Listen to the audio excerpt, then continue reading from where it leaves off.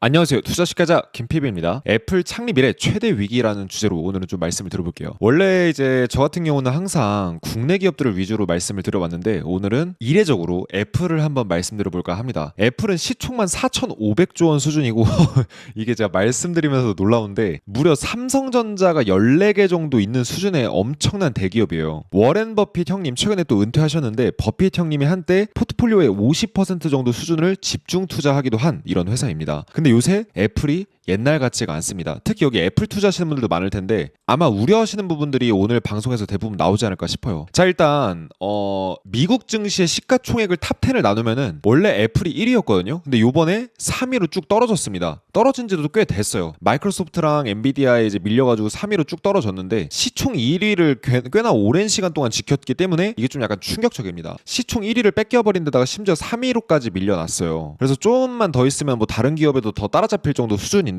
확실히 지금 요새 애플의 분위기가 좋지 않습니다. 자, 미국 증시에 한 달간 이제 대표 종목들의 성과를 보게 되면 뭐 메타도 17%, 엔비디아도 23%, 마이크로소프트 16% 전반적으로 다 오르는 분위기였는데 애플이 그 중에서 유독 하락세가 조금 두드러졌어요. 에이 뭐 한 달 동안은 하락할 수도 있지 뭐 하실 수도 있는데 3개월 뒤로 보면은 더 충격적입니다. 3개월 동안 다른 회사들은 많이 빠져봐야 다른 빅테크 종목들은 5, 6% 빠졌는데 마이크로소프트 11% 오를 때 애플은 오히려 20%가 빠졌습니다. 애플이 20%가 빠졌잖아요. 한화로 1경원 이상이 증발한 겁니다. 시총에서 어마어마하게 많은 돈이 증발을 한 거죠. 그리고 1년 동안으로 봤을 때도 테슬라 80% 오르고 엔비디아 37% 오를 때 애플은 1.5% 올랐습니다. 이거 좀 많이 심각하죠. 확실히 애플에 투자하는 사람들의 트렌드가 더 이상 없는 것 같습니다. 뭔가 트렌드가 바뀌었다라는 거예요. 그럼 우리가 빨리 이 이유를 인지를 하고 뭔가 투자를 할 때 꼭 참고를 해야겠죠. 자, 그래서 마이크로소프트가 한 달째 시총 1위다. 애플하고 격차가 점점 더 벌어지고 있다. 라고 기사가 나오고 있습니다. 실제로 애플은 주가가 하락 추세로 전환이 되고 있는 상황이고 마이크로소프트나 다른 종목들은 그래도 상승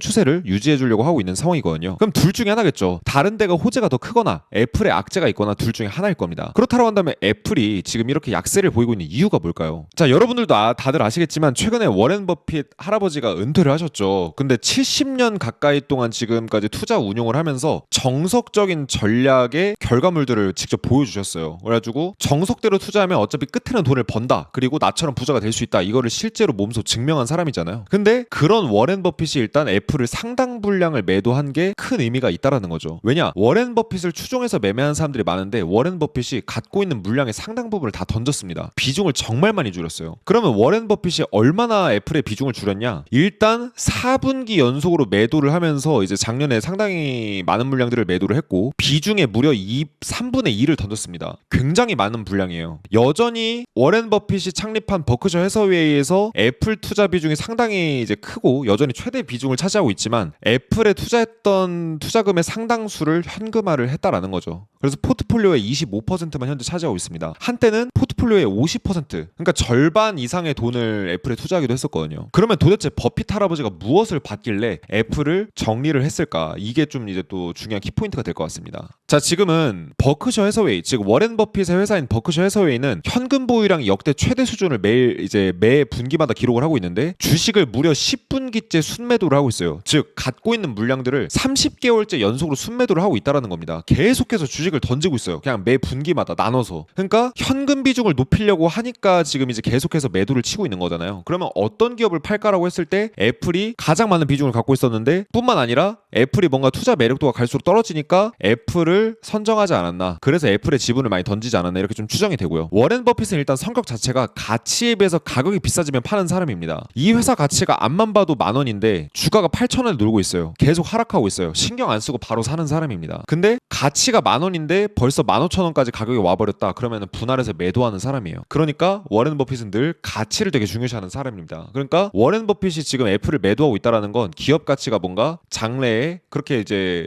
투자 가치가 점점 갈수록 떨어질 거라는 얘기를 하는 거겠죠. 그래서 애플뿐만 아니라 매력적인 종목들, 즉 일본 5대 상사나 미국 내 에너지 기업 이런 쪽으로 이제 분산 투자를 하려고 하는 상황인데 금융이나 에너지 섹터 그리고 일본 기업들 쪽 위주로 이제 투자 비중을 좀 넓히고 있습니다. 그러면은 왜 이쪽에 좀 투자를 할까? 이거를 제가 간단하게 쉽게 말씀드리려고 하는데 진짜 워렌 버핏 아저씨는 진짜 현인이 맞아요. 오마의 현인이라고 보는 게 맞습니다. 정확하게 경제 트렌드 위주로 저평가된 종목만 골라서 언밸런싱을 하고 있어요. 즉 계좌에서 애플 비중 좀 빼고 저평가, 진짜 극도로 저평가되었다라고 판단되는 그런 업종과 섹터, 그 다음에 국가들만 공략을 하고 있습니다. 그럼 여러분들이 금융, 에너지, 일본 기업 이렇게 세 가지를 봤을 때 조금 난해하실 수도 있어요.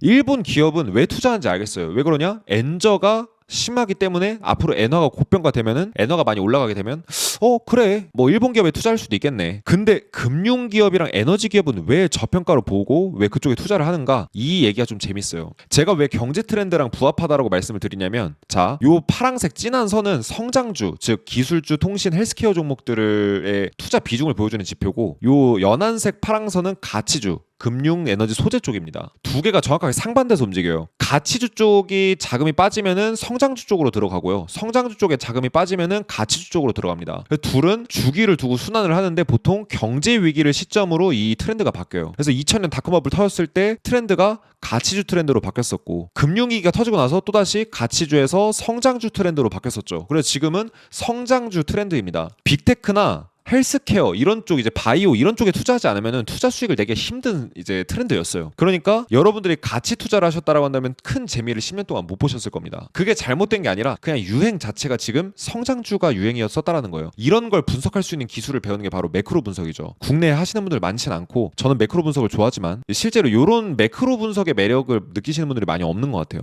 아무튼 둘은 정확히 반대로 움직입니다. 근데 지금 가치주가 상당히 성장주에 비해서 저평가되고 있거든요. 전반적으로 돈들이, 왜냐면 다 성장주로 갔으니까 가치주가 저평가되고 있는 거예요. 다들 테슬라, 엔비디아, 팔란티어 같은 빅테크나 외치고 있지, 사실은 가치주, 정말 이제 장기적으로 성장하고 할 만한 이런 높은 가치가 있는 종목들을 주목하진 않거든요. 뭐 배당주 이런 거 유행 지난 지가 오래죠. 그래서 워렌 버핏은 이미 10년 후를 내다보고 가치주의 트렌드로 다시 이제 돌아올 것을 예상을 하고 재무제표를 보고서 저평가된 기업들을 매수하고 있다라고 봐도 무방합니다. 자, 게다가 지금 애플의 손익계산서를 보시게 되면 연도별로 쭉 봤을 때 매출이 정체가 되기 시작했어요. 물론 당연히 이익도 정체가 되고 있죠. 그래서 성장이 정체가 되기 시작했는데, 애플은 전형적인 성장주 플러스 가치주를 평가받던 종목입니다. 근데 성장에다가 원래 가치주까지 이제 포함한 종목이었는데 여기서 성장이 없어져 버렸어요. 그러면 성장이 없는 성장주가 돼버리니까 사실은 가치주 측면에서 봐야 되는데, 지금은 가치주 트렌드가 아니기 때문에 애플이 그렇게 주목받기가 어렵겠죠. 게다가 이익률도 정체가 되기 시작했습니다. 뭐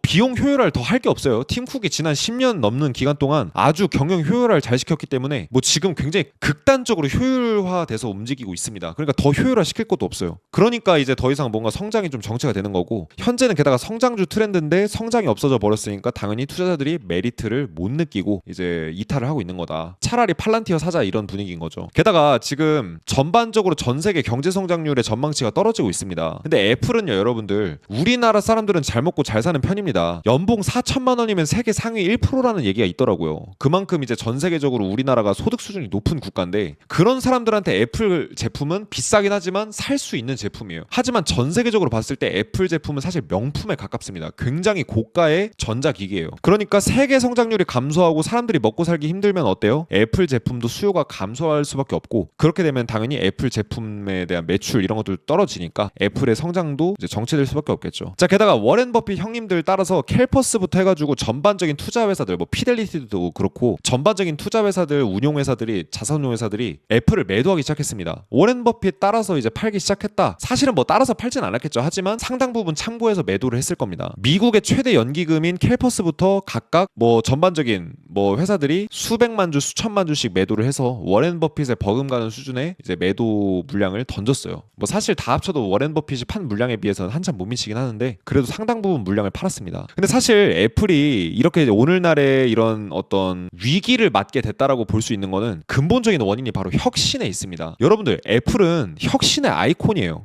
잡스 형님이 살아계실 때만 해도 상당히 혁신을 지속했다 보니까 그냥 완전 잡스 형님은 어떻게 보면 경영을 잘하는 사람이라기보단 사실은 연구원에 가까웠어요. 에디슨이나 아인슈타인 같은 존재였단 말이에요, 이 기업에서. 사실은 그래서 저는 이분을 경영자라고 보기보다는 과학자로 저는 생각을 합니다. 근데 그러다 보니까 매출은 조금 살짝 이제 팀 쿡 때보다는 못해도 사실은 굉장히 혁신적인 제품을 많이 만들어놨는데, 잡스 형이 만들어 놓은 거를 팀 쿡이 굉장히 크게 발전을 시켜서 굉장히 좋은 역할을 했어요. 그래서 오늘날의 애플을 사실 만든 거는 잡스형은 사실은 식재료 준비하고 떠났고 요리를 한 건 팀쿡이라고 볼 수도 있을 것 같아요. 그래서 엄청나게 실적을 폭증을 시켰고 매출이랑 순이익을 4-5배 정도 폭증을 시켜서 명확하게 대기업으로 자리를 잡게 만들었습니다. 하지만 잡스형이 떠나면서 혁신도 함께 떠나게 됐죠. 팀쿡의 역할이 분명 대단했던 건 맞지만 사실은 그러면서 이제 잡스형이 떠나니까 혁신이 더 이상 없어졌어요. 아이폰 15에서 16에 이르기까지 외형이나 기능상의 변화가 이제 미미한 상태인데다가 애플의 제품을 이용하는 사람들 사이에서도 더 이상 새로운 게 없다, 이런 피로감이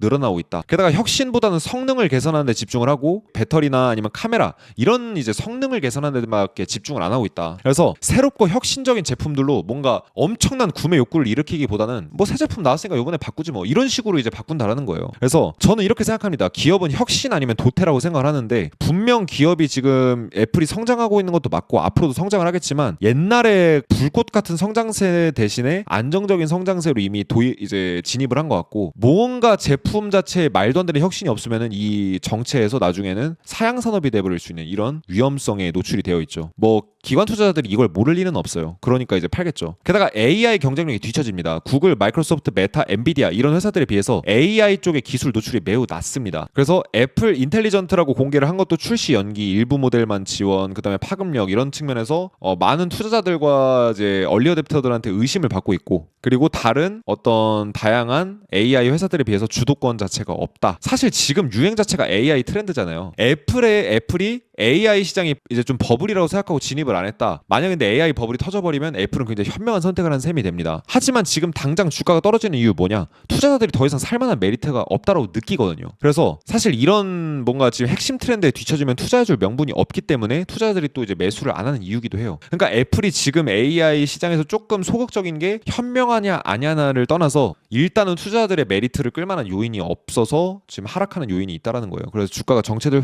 수밖에 없다라는 거고, 전반적으로 뭐 지금 제가 얘기하는 거를 뭐 사실은 월가의 전문가들부터 해서 다양한 이제 방송 매체 뭐 그리고 심지어 소비자들마저도 다 혁신에 대해서 문제점을 삼고 있습니다. 사실 저는 애플이 완벽에 가까운 회사라고 생각을 해요. 매출도 상당히 높고 이익률도 꽤 괜찮고 회사도 안정적이고 정말 괜찮은 회사라고 봐요. 하지만 굳이 문제점을 꼽자라고 하면은 앞으로의 미래 성장성이 사실은 조금 아쉽죠. 그래서 혁신을 공통적으로 다들 문제를 삼고 있는데 저는 애플을 더 이상 기술 기업이라고 생각하지 않습니다. 어떤 회사라고 생각하냐면 명품 회사 같은 느낌이에요. 우리가 명품이 사실은 뭐 제품성이 뛰어나고 하지만 이게 뭔가 첨단 기술이라고 보기는 어렵잖아요. 그러니까 약간 좀 애플을 이제는 뭔가 기술 기업이 아니라 명품 기업으로 보는 게 맞지 않나? 뭐 이런 생각이 좀 저는 들어요. 그래서 애플한테 혁신이 붙으려면 마누라 자식 빼고 다 바꾸라는 그 옛날 이건희 회장님의 말씀처럼 혁명 수준의 CEO가 탄생하지 않으면 사실은 이 어떤 체질 개선, 뭐 근본적 변화 이런 것들은 조금 어렵지 않을까라는 생각이 들기도 합니다. 그래도 저는 생각하는 거는